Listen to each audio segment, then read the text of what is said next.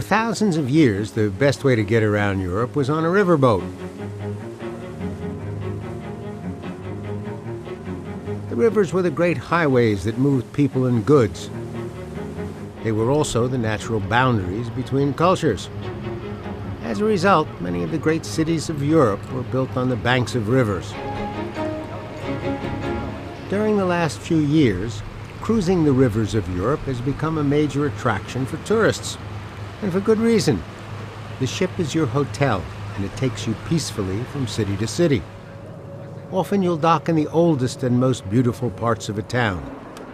And one thing that is particularly dear to my heart, you only unpack once. This cruise is called Tulip Time. It starts in Amsterdam, which is filled with art, architecture, and places to shop. Next, Dordrecht to discover how windmills really work. Then Antwerp, which is the world epicenter for diamonds, and Brussels for food, beer, lace, beer, unusual statues, and beer. Ghent for its outstanding architecture, and Bruges, where the city center is a UNESCO World Heritage Site.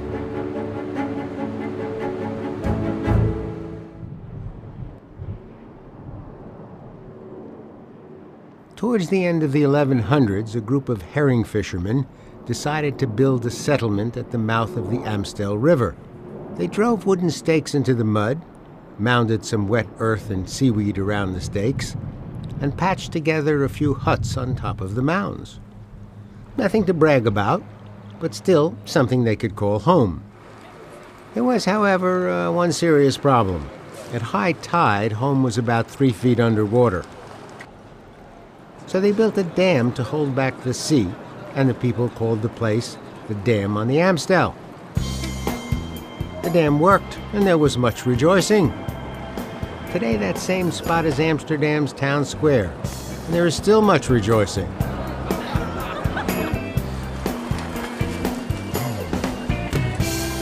The best way to get a quick look at why they are rejoicing is to take a canal tour.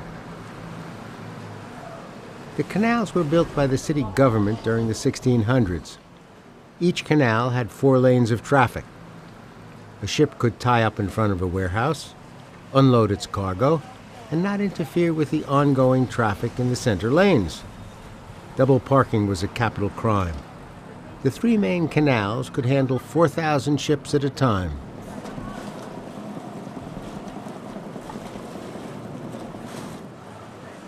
Real estate has always been tight in Amsterdam. As a result, some people began living on canal boats. Eventually, these floating apartments became some of the most desirable locations in the city. Captain Vincent is the curator of the Houseboat Museum and offers visitors a tour of life on a canal boat. Good morning. Morning, welcome. Thank you very much. Just come inside and I'll show you my right boat. behind you. Welcome on board. Be careful of the steps. Okay. Here's the kitchen. Pretty big kitchen. Yeah. This is the living room. As you can see, a lot of people think it's quite small and in a houseboat, but it can be even bigger than some small apartments in Amsterdam. This is a model of ships like these which were converted into houseboats. They were former freighters. This one was built in 1914. And at the deck house at the back, the whole family lived in. 4 people on maybe 10 square meters, so that's quite small. And they could transport goods by opening these covers, and then the coal and other grain and things like that could come in.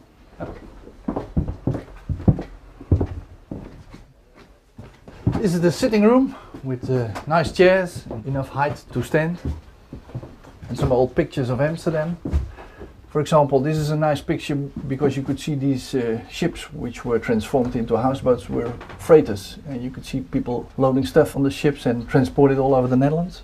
And you're connected to electricity? Yeah, water, telephone, so it's quite comfortable to live on a houseboat in Amsterdam.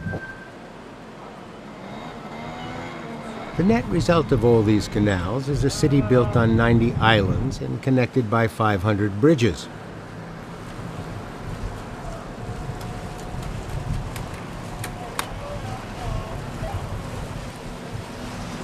Laws controlled the size of the houses that faced the canals, the bricks that could be used, and what architectural embellishments were allowed.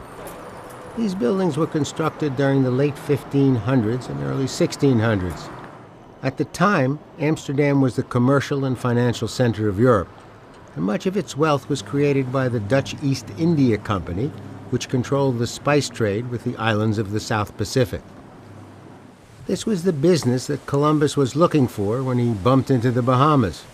The Dutch East India Company was making big bucks.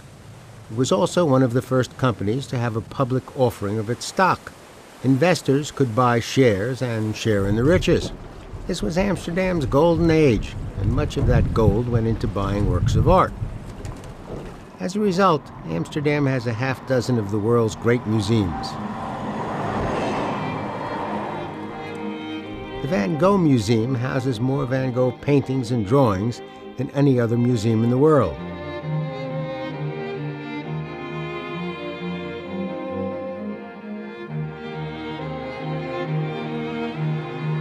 The Rijksmuseum is the official state museum and has the greatest collection of Dutch masters.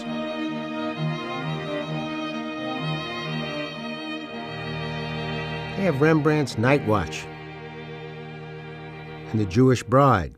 They have Vermeer's Milkmaid and the Love Letters, and Frans Haal's Portrait of a Young Couple. They also have an awesome collection of Delftware porcelain and one of Europe's largest collections of prints and drawings.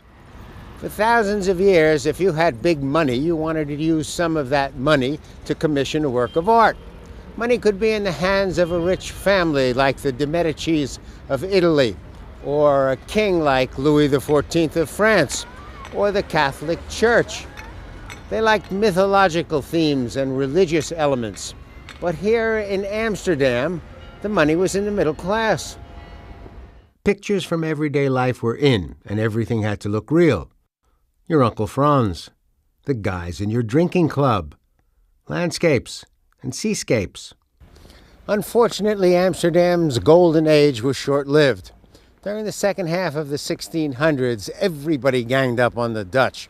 The English started a series of wars that took away their holdings in the East Indies, and the Portuguese attacked and took away most of their holdings in Brazil. Even New Amsterdam became New York. But much of what was created during Amsterdam's golden age is still around and easily available to visitors.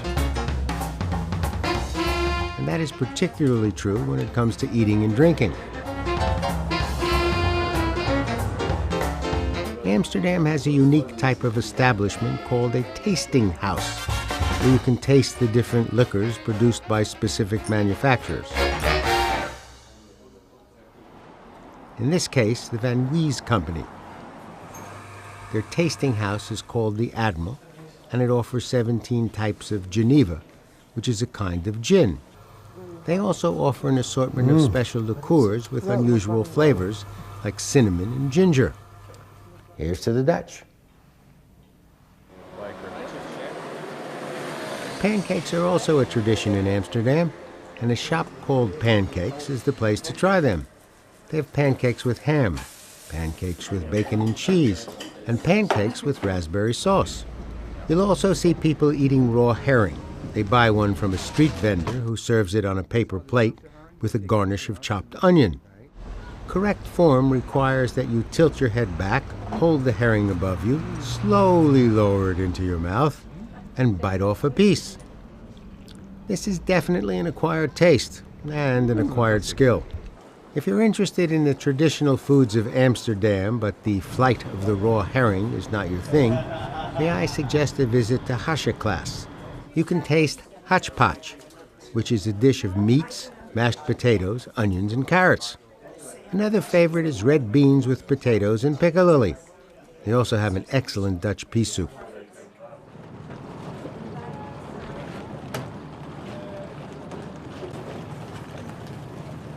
Following our free time in Amsterdam, Avalon's crew welcomed us on board. Good afternoon, sir. Welcome on board. Welcome on board. Cheers. Enjoy the first evening on board. Cheers to everybody. Salute.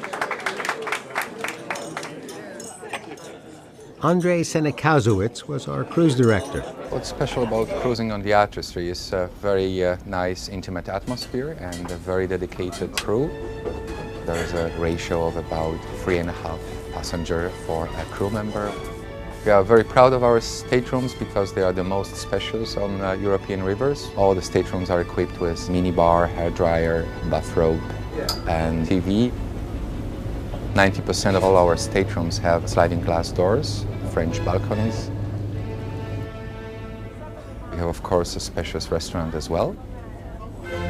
For breakfast, they have hot stations with omelets and eggs on request. They have all kinds of cold cuts, bagels and cream cheese. We have fresh fruits and a big selection of cereals. We try always to introduce some of the local products like cheese.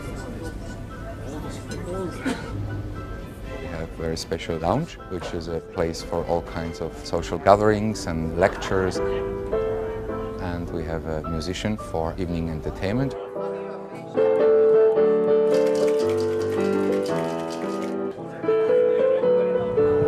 In addition, a beautiful sky deck where passengers can enjoy the countryside when passing by.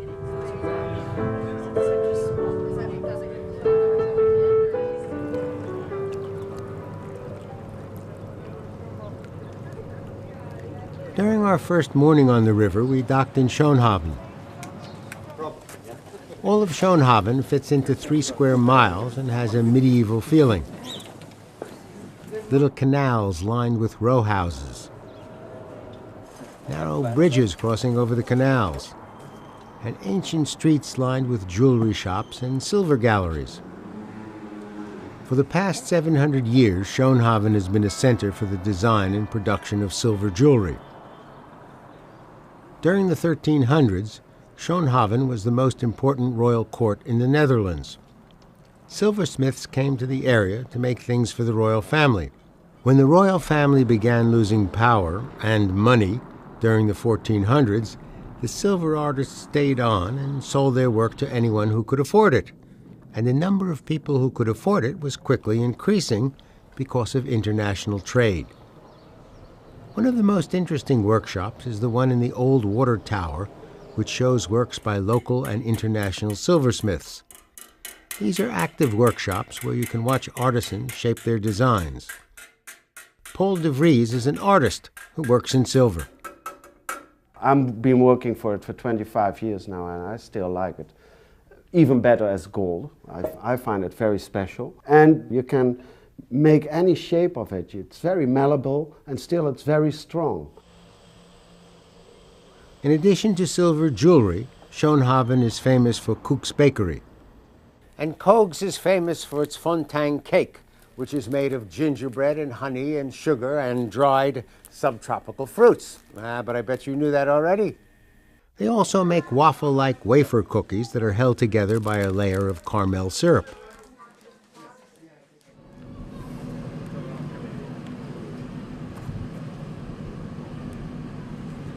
That afternoon we stopped in Dordrecht, where we caught a bus to Kinderdijk and learned about windmills.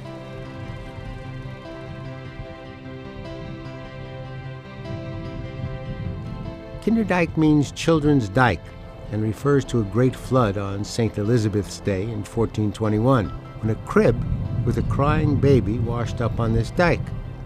There are 19 windmills in the area, and until 1950 they were used to drain water from the land, which is below sea level.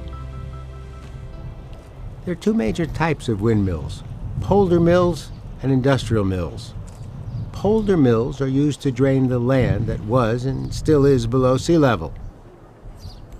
Industrial mills are used for a number of traditional purposes like milling wheat, extracting oil, and sawing wood. The earliest windmills built in the Netherlands date back to the 1200s and may have been inspired by the wind-powered grain mills of Persia. The Low Countries of Europe have very few rivers that can power mills, so the windmill became the most important source of energy. They were also used to send messages. When the blades are in this position, it means that the miller is on a short break. When they're like that, he's on a longer break. When they're in this position, it's called the mourning position. Something sad has happened. The market has gone down another 200 points. This is the celebration position. It means that there has been a birth or a wedding in the miller's family, or the government has decided to put a permanent end to earmarked legislation. During the Second World War, windmills were used to send secret signals to the Allied forces.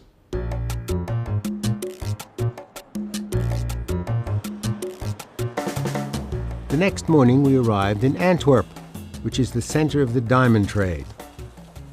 More than 70% of the world's annual diamond business, worth over $15 billion, takes place in Antwerp. It's home to 2,000 diamond companies employing over 30,000 people.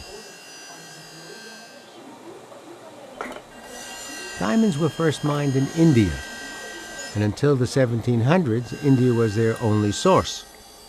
They are the hardest naturally occurring substance, and when properly cut, they have the ability to separate white light into the colors of the spectrum, which gives a diamond its extraordinary brilliance. The weight of a diamond is measured in carats, a food reference, but probably not the one you're thinking about. The word carat, when it's used with diamonds, is a reference to the carob bean. It's based on an old Greek word, and strangely enough, carob beans have a uniform weight. So they were used in ancient times to measure the weight of precious stones and diamonds.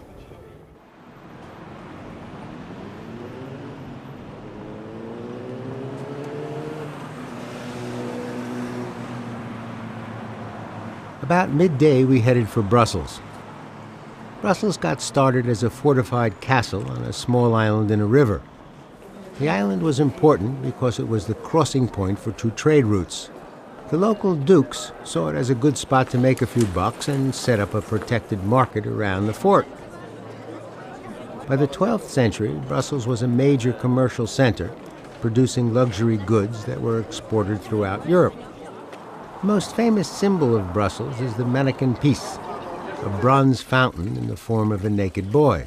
It was constructed in the early 1600s, and there are a number of stories about its meaning. But all the stories make the same point. The people of Brussels are courageous, have stood up to opposition, and the statue expresses their attitude towards anyone who tries to oppress them. In 1746, during a visit by the King of France to Belgium, a group of French soldiers stole this statue. The king was so annoyed and embarrassed that he had the soldiers thrown in prison and held there until the statue was returned. And then he passed a law that said that every French soldier who ever passed this statue had to salute. The king also gave the statue a uniform of gold brocade. The idea of putting different uniforms on the statue for different occasions caught on. Today there is a museum with over 600 costumes. Dracula, Mozart, and my personal favorite, Elvis.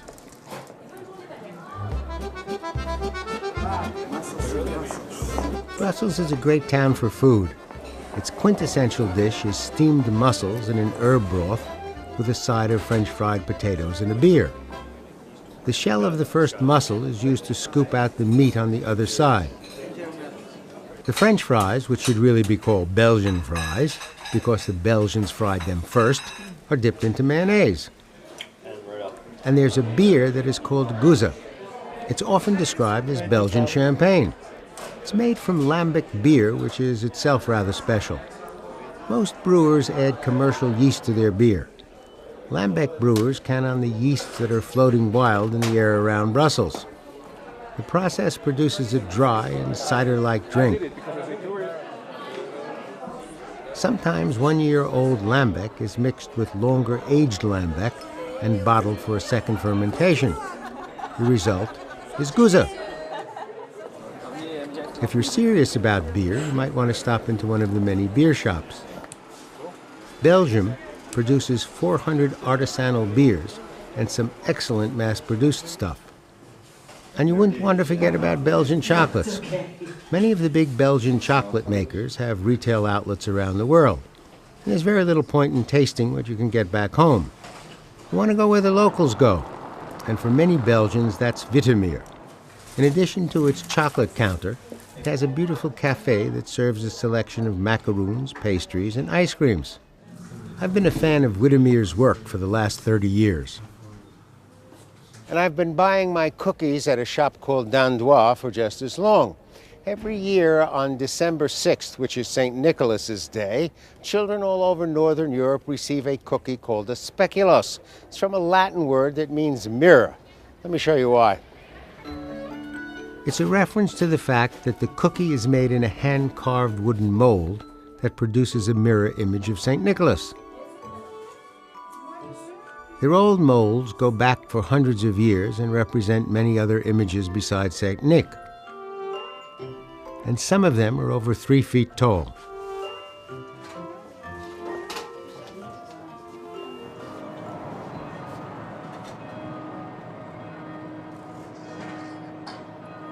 The next morning we arrived in Ghent.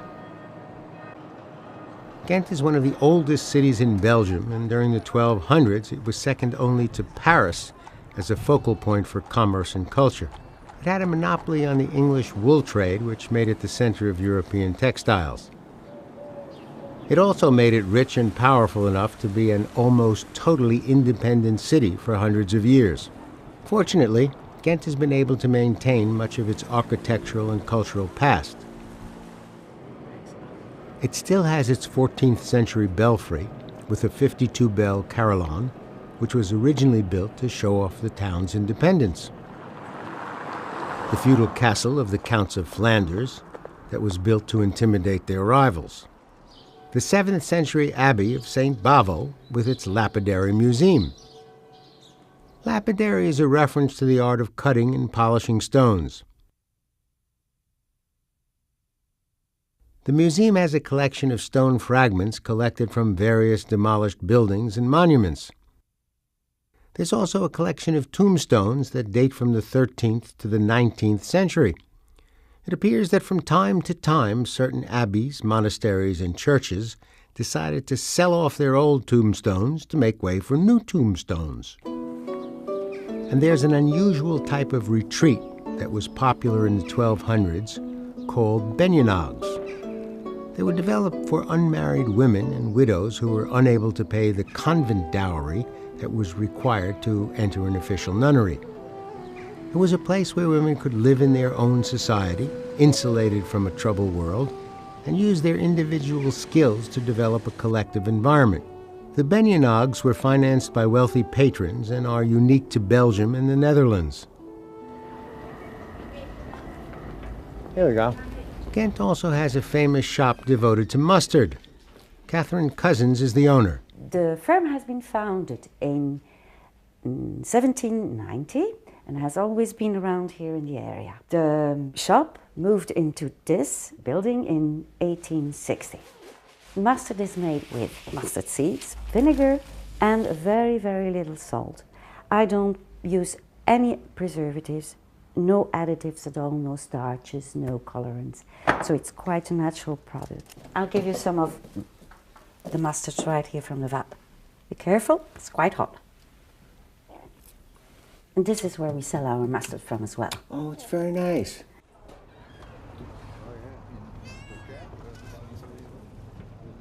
That afternoon we took a tour of Bruges.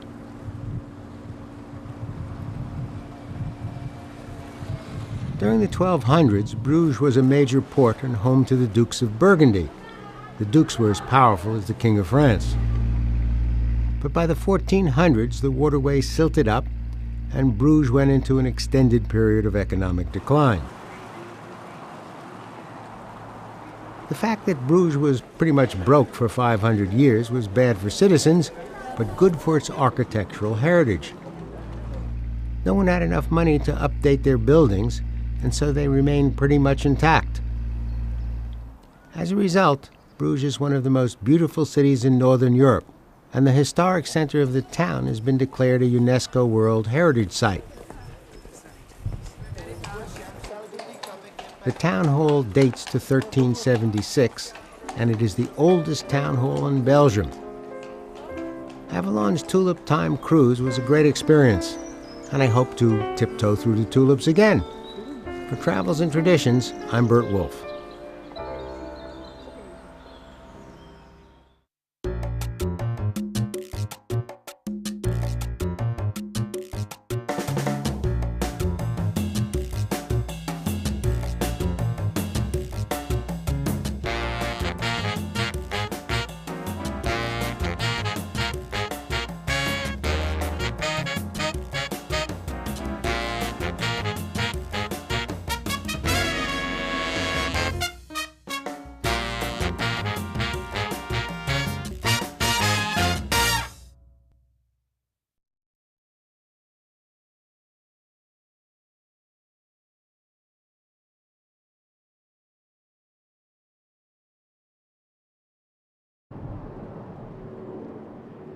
Towards the end of the 1100s, a group of herring fishermen decided to build a settlement at the mouth of the Amstel River. They drove wooden stakes into the mud, mounded some wet earth and seaweed around the stakes, and patched together a few huts on top of the mounds. Nothing to brag about, but still something they could call home. There was, however, one serious problem. At high tide, home was about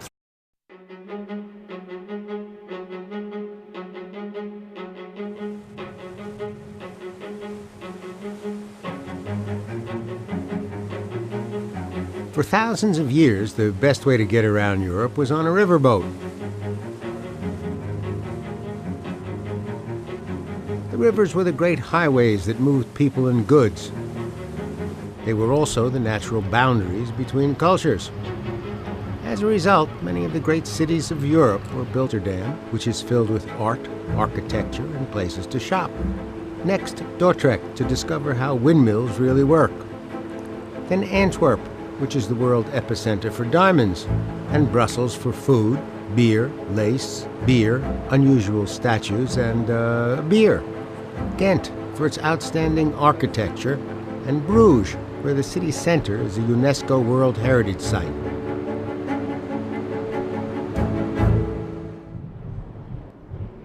On the banks of rivers. During the last few years, cruising the rivers of Europe has become a major attraction for tourists, and for good reason. The ship is your hotel, and it takes you peacefully from city to city. Often you'll dock in the oldest and most beautiful parts of a town. And one thing that is particularly dear to my heart, you only unpack once. This cruise is called Tulip Time. It starts in Amsterdam.